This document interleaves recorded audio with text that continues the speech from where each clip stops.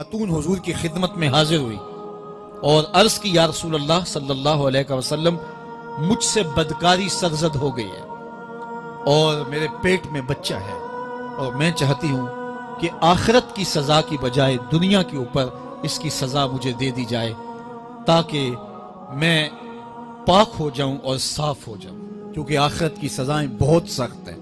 اللہ کے محبوب علیہ السلام نے جبریل امین سے ایک دن پوچھا تھا مجھے جہنم کے عذابوں کا ذکر سناؤ، تو عرض کی یا رسول اللہ صلی اللہ علیہ وسلم ہلکا ترین عذاب یہ ہے کہ جہنمی کے پاؤں میں آگ کے جوتے رکھے جائیں گے، باقی اس کے پورے بدن پہ آگ نہیں ہوگی، صرف آگ کے جوتے اس کو پہنائے جائیں گے، لیکن اس کی حدت، گرمی اور شدت اتنی ہوگی یغلی منہما دماغہ، اس کی شدت سے اس کا دماغ پگھل کر ناک اور کانوں کے ذریعے سے باہر آنا شروع ہو جائے گا۔ یہ سب سے ہلکے عذاب کی کیفیت ہے، اور جو عذاب سخت ہیں الیاذ باللہ، اللہ تعالیٰ قرآن مجید میں فرماتا ہے ثم لا يموت فیہا ولا یحیا، اس بڑے عذاب کا ذکر کیا جو جہنمیوں کو دیا جائے گا، فرمایا اس عذاب کی کیفیت یہ ہوگی بندہ نہ جیے گا نہ مرے گا۔ جیے گا اس لیے نہیں کہ آگے اور پیچھے دائیں اور بائیں آگ ہی آگ ہوگی، تو اس آگ میں جینا کو جینا تو نہیں ہوگا، اور مرے گا اس لیے نہیں کہ موت کو موت آ چکی ہوگی۔ تو وہ کتنا سخت عذاب ہوگا الیاذ باللہ کہ ہلکے ترین عذاب کی کیفیت یہ ہے کہ پاؤں میں آگ کا جوتا اور دماغ پگھل کے ناک اور کانوں کے راستے سے باہر آ جائے۔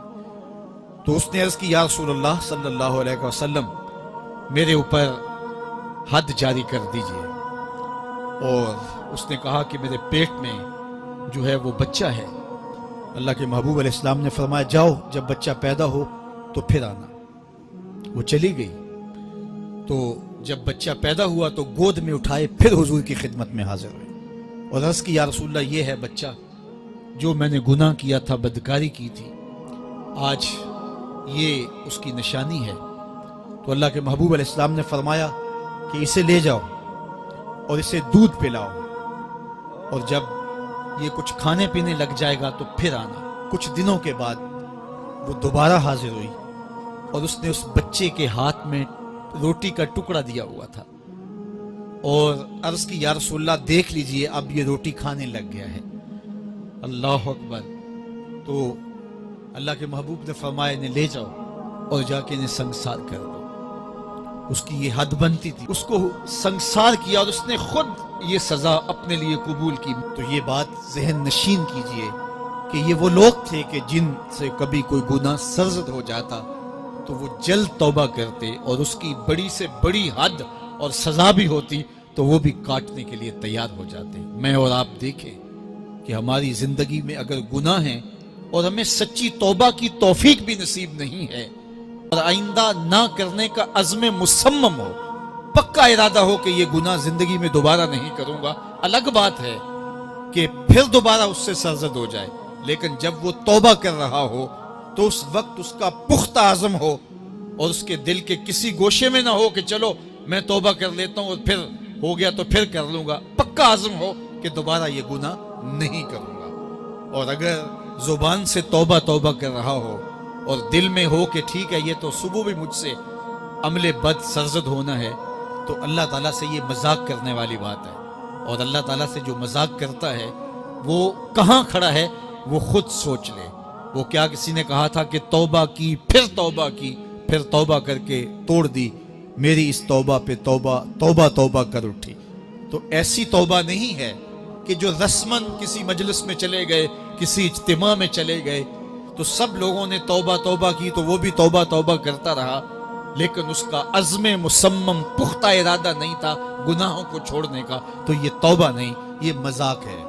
اس لیے اللہ کے حضور سچی توبہ یہ ہے کہ ماں قبل کے گناہوں سے مٹی کے گھروندے پاؤں پہ بناتا ہے اور انہیں مسمار کر دیتا ہے۔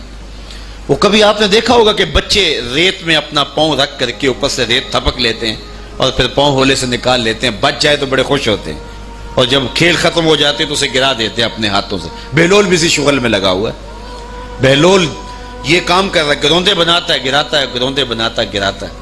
بادشاہ گزرا، پوچھا بہلول کیا کر رہے ہو؟ ہنس کے کہا جنت کے مکان بنا رہا ہوں۔ کہا بیچتے ہو؟ ہاں بیچتا ہوں. کتنے کا؟ 10 روپے کا. سیل لگائی ہوئی ہے. بادشاہ مسکرا کے گزر گیا. دیوانہ ہے، مجنوں ہے، اپنی موج میں لگا ہے. پیچھے سے ملکہ زبیدہ بھی آ رہی تھی. اس نے بھی دیکھا. کہا بہلول کیا کر رہے ہو؟ کہا جنت کے مکان بنا رہا ہوں. کہا بیچتے ہو؟ ہاں 10 روپے کا بیچتا ہوں. 10 روپے بادشاہوں کے لیے کیا ہوتے ہیں؟ 10 درہم نکالے، اس کو دیا، اس نے دریائے دجلہ میں پھینک دیا. فقیر اتنی دیر تک فقیر نہیں بنتا. داتا صاحب فرماتے جب تک مٹی کا ڈھیلا اور سونے کی ڈلی اس کی نظر میں برابر نہیں ہو جاتا. اور ایک مکان کے گرد، ایک وہ گھروندے کے گرد دائرہ لگایا. کہا یہ تیرا ہوا. ملکہ گزر گئی. بادشاہ بھی چلا گیا. شام کو اپنے محل میں پہنچے. بادشاہ سویا. منظر جاگا کہ حشر کا دن ہے، پھر جنت کا منظر ہے. جنت میں بڑے بڑے خوبصورت مکان ہیں. ایک مکان تو بڑا ہی اچھا لگا، تو جی چاہا کہ اس مکان کو دیکھوں. تو جب قریب گیا تو دروازے پہ لکھا تھا ملکہ زبیدہ. شوق سے آگے بڑھا تو دربان نے روک دیا. کہا یہ ملکہ کا ہے. کہا وہ میری ہی ملکہ ہے. کہا دنیا کے ضابطے اور ہیں، آخرت کے ضابطے اور ہیں. بادشاہ کی آنکھ کھل گئی، بے چین ہو گیا. ملکہ کو بیدار کیا. کہا تو کون سا نیک عمل کیا ہے؟ میں نے جنت میں تیرا یوں محل دیکھا. ملکہ کہنے لگی وہی معمول کی نمازیں، وہی سب کچھ، کوئی نیا کام تو میں نے کیا نہیں. ہاں یاد آیا، کل گزر رہی تھی، دجلہ کا کنارہ تھا، وہ جسے لوگ مجذوب کہتے ہیں، وہ جو دیوانہ کہلاتا ہے، وہ بہلول، وہ جنت کے محل کہتا تھا وہ بنا رہا تھا. میں نے کہا چلو کوئی بات نہیں، فقیر ہے، 10 روپے کیا ہوتے ہیں. تو میں نے 10 روپے کا ایک محل خریدا تھا. بادشاہ سر پکڑ کے بیٹھ گیا. وہ تو مجھے بھی کہتا تھا. میں دیوانے کی بات سمجھ کے گزر گیا. اگلے دن بادشاہ قصدن گزرا.